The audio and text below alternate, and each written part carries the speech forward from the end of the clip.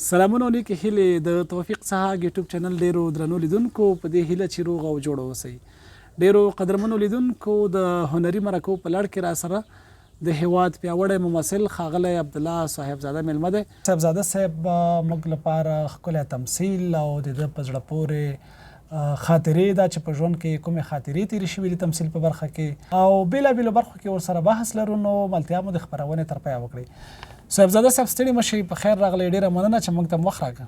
ډېره مننه ستاسو نه په لومړي ځل کې او تاسو ته د خپرونې ټولو لیدونکو ته، کمرمین صاحب ته، تخنیکر صاحب ته چې دلته زحمت یې ایستلی دی او خپرونه ثبتوي، موږ او تاسو مرکه په حساب ثبتوي، دوی ټولو ته ښه راغلاست وایم. خدای دې وکړي چې ټول جوړ و روغ اوسي او ستاسو نه مننه چې زه را دعوت کړم او موږ ستاسو خدمت کې یو. ډېره مننه صاحبزاده صاحب، کور مو ودان. صاحبزاده صاحب تاسو ممثل یاست او تاسو بېلابېلو فلمونو کې کار کړی دی، ډرامې مو ډکې کړي دي، د خلکو د اصلاحاتو لپاره مو کار کړی. بالکل. صاحبزاده صاحب دا چې تاسو تمثیل ته راغلی انګېزه څه وه؟ یعنې د کومې انګېزې له مخې تاسو تمثیل ته مخه وکړه او دغه مسلک مو د ځان لپاره انتخاب کړه؟ ډېره مننه سحاق صاحب. حقیقت خبره دا ده چې زما مینه او زما هغه علاقه چې کله پیدا شوه، هغه وخت کې چې زه لا نوی ځوان شوی وم، ما د راډیو پرله پسې داستانونه اورېدل. نو داستانونه به مې اورېدل په راډیو کې، ما به فکر کوو چې دا یو واقعیت دی. د دې نه زه نه وم خبر چې دې باندې یو لیکوال زحمت وباسي، دا اول لیکي، بیا بعد هغه دا ممثلین راټولیږي، دا مشقوي، بیا وروسته دا په یو استودیو کې ثبتیږي. نو دا مسایل لا زه ترې نه خبر نه وم په تخنیکي مسایلو. نو هغه وخت نه زما مینه دا پیدا شوه چې کله پوه شوم چې دا ممثل دا تمثیلوي، نو ماله چې داسې ورځ به م راشي چې زه هم په راډیو کې کار وکړم، زه هم په دغسې راډیو ډرامونو کې کار وکړم. نو هماغه ځای نه زما علاقه او مینه پیدا شوه. صاحبزاده صاحب نو تاسو مکتب کې وی چې له دې برخې سره مو مینه پیدا شوه؟ بله بله. هماغه د مکتب له وخته مو بیا کار پیل کړ؟ کار هم بیا کله پیل کړ؟ نه، مکتب مې بیا ولوسته، د رحمان بابا لیسې نه فارغ شوم او کله چې د رحمان بابا لیسې نه فارغ شوم نو هماغه مینه او علاقه مه وه چې لاړم، د کانکور امتحان مې ورکړ، بعد هغه د هنرونو پوهنځی مې انتخاب کړ. ښه ډېر ښه، یعنې تاسو په مسلکي ډول دا پوهنځی لوستی او کار کوئ؟ بله، هنري برخې مې ولوستې چې هم د سینما هم د تیاتر برخه، دا مشترکې په حساب برخې وې، هغه مضمونونه وو د سینما او د تیاتر او ادبیاتو، دا هم ولوسته او دا مسلک هم انتخاب کوو. بعد هغه راغلو. د هغې وروسته صاحبزاده صاحب ډایرکټ ملي راډیو تلویزیون ته راغلی که نورو رسنیو کې مو هم کار وکړ؟ نه، هغه ځای نه چې فارغ شوم اصول داسې و چې دغه ځای نه فارغېدې بیا به د وزارت امورو اجتماعي ته هلته به د مراجعه کوله، بیا به هغوی معرفي کولې. نو هغه وخت کې دوه ارګانه وه، یو کابل تیاتر و او یو ملي راډیو تلویزیون. نو ما ته ویلې چې ته کابل تیاتر ته ځې او که دلته.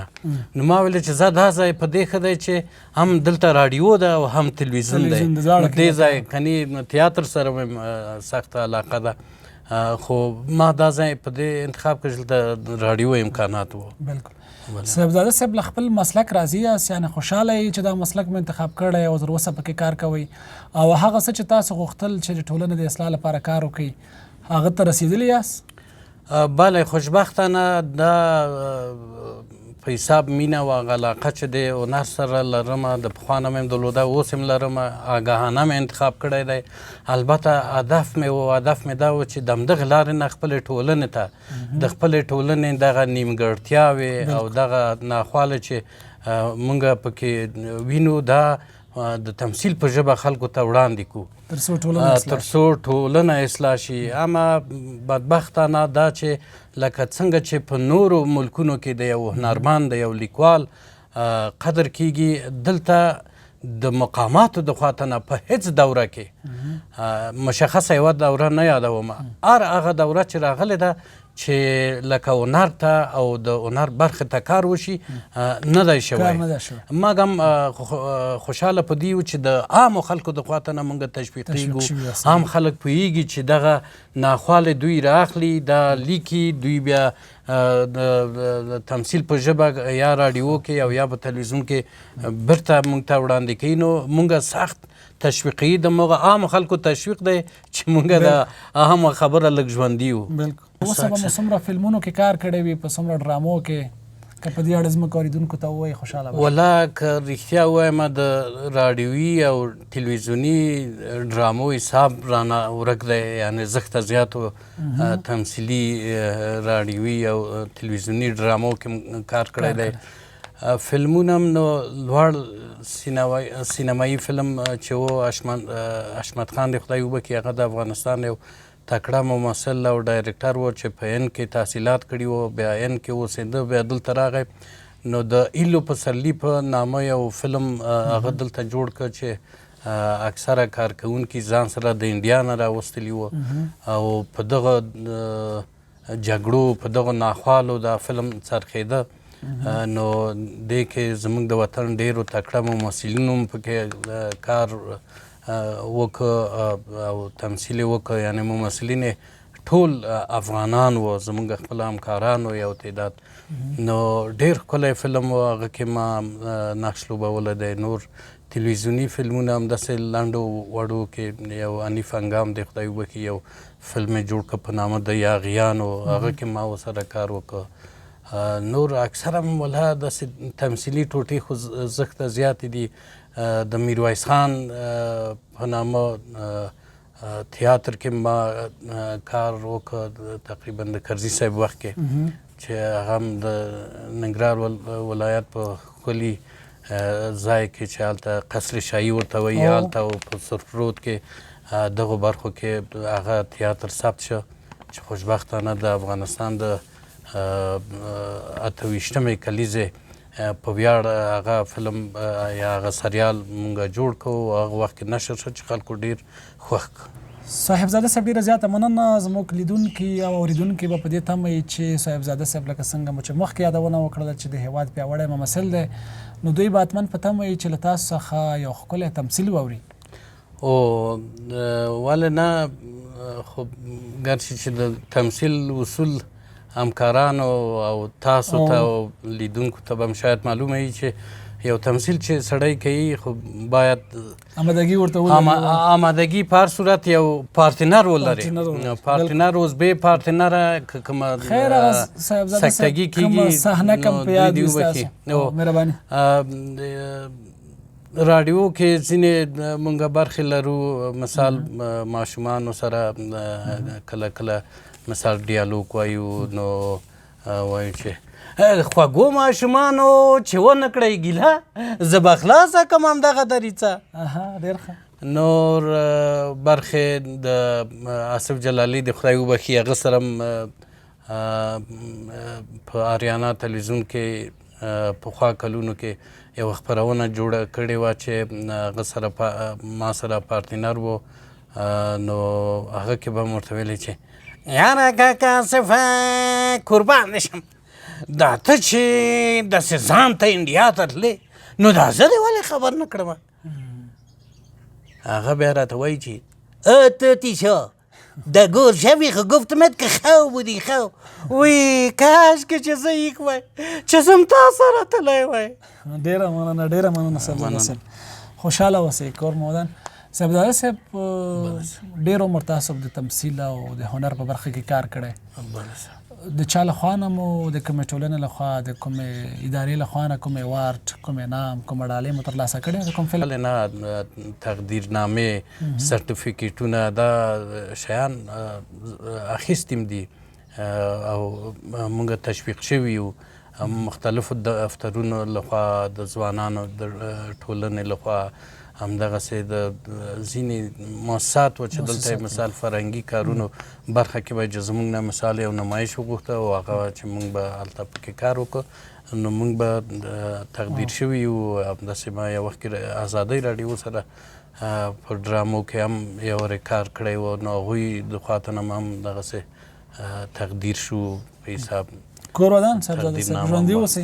ډېره مننه. صاحبزاده صاحب فلمونه ډرامې او تمثیل بېلابېلې برخې لري بله بله او فکر کوم هغه د هغه ډایرکټر له خوا نه انتخابېږي هر کس ته چې ته به دغه صحنه مخته وړې او ته به دغه صحنه مخته وړې. تاسو اکثره په کوم رول کې کار کوئ؟ اکثره په کومو برخو کې ډېر څرګندېږئ؟ ولا مختلف سوژي او مختلف کرکټرونه یي خو اکثره ما په اوایلو کې په حساب یو نیم تراژیدي نقشونه لوبول. بیا وروسته بل ډایرکټر وویلې چې نه ته باید د کمیډي نقشونه لوبوه. بیا مې کمیډي نقشونه ولوبول. نو مختلف نقشونه هم لوبولی دي او زما نه خوښېږي چې په یو نقش کې ځان قید کړمه. یعنې همیشه باید زه کمیډي ولوبوم یا همیشه تراژیدي یا غمګینه رولونه ولوبوم. یعنې په هر قالب کې تاسو جوړ راځي که ولا کوشش کوو د ډایرکټر نظر هم په حساب واخلو د همکاران هم واخلو چې دغه نقش ټیپن او روحن او د سنو د لحاظه دا دغه کرکټر ته جوړ دی دا همکار جوړ دی دا جوړ دی بیا مشوره پې کوو بعد هغه بیا هغه نقش لوبوو. صاحبزاده صاحب څه فکر کوئ سینما هنر او تمثیل ډرامې فلمونه د ټولنې د اصلاح لپاره څومره ضروري دي او څومره ارزښتمن او ګټور تمامېدی شي؟ والله یوازینی امید چې زما په نظر زه لرم هیڅ قدرت د نړۍ چې ټانګ و توپونه و تیارې و خبرونه و ګزارشونه هیڅ شی دومره مثمر نه تمامیږي لکه یو په ټولنه کې چې د سړي اصیل فرهنګي یا د یوې ټولنې اصیل فرهنګي او دا اصیل فرهنګ بیا د تمثیل په ژبه مثال وړاندې کې چې څه هغه هنري لوړ سینمایي فلم وي څه مستند فلم وي څه راډیوي ډرامې څه سټیجي ډرامې هره برخه د دې څه مثال تمثیلي شعر یو شعر راواخلې هغه د تمثیل په ژبه وړاندې کې هغه یو بیل خوند لري چې زموږ ډېر داسې خواږه همکاران دي چې دغه استعداد لري لکه مقصودي صاحب دغه استعداد درلوده. ډېره مننه سحاق صاحب. ما خو مخکې د دې نه چې خپرونه ثبت کړو درته مې ویلې چې ما په مختلفو میډیاګانو کې کار کړی دی چې ما یوې میډیا سره کار وکړ هلته مې د یو حکیم نقش ولوبوه څو میاشتې پخوا د یو حکیم نقش مې ولوبوه نو هلته هم به خپرونه کې معمول داسې و چې لکه یو میلمه به راته یا هغه ما به ورته یوه نقصه ولیکله چې مثال دغه دا کورکمن واخله یا دغه سره ما ټکولی دي او دا چې وخورې نو تا به په ژوند کې ذاتي لټ به نه یې سهار به وخته جګېږي سپورټ به کوې دا ده یا مثال دغسې نقطې نو زمونږ یو دوستان و چې لرې همدې کابل په یو ولسوالۍ کې اوسېږي و یو ورځ یوه ښځه راغله زمونږ دروازه یې وټکوله چې مونږ خبر شو چې هغه حکیم چې دی مونږ چې په تلویزیون کې لیدلی دی هغه د ستاسو دوستانو نه دی.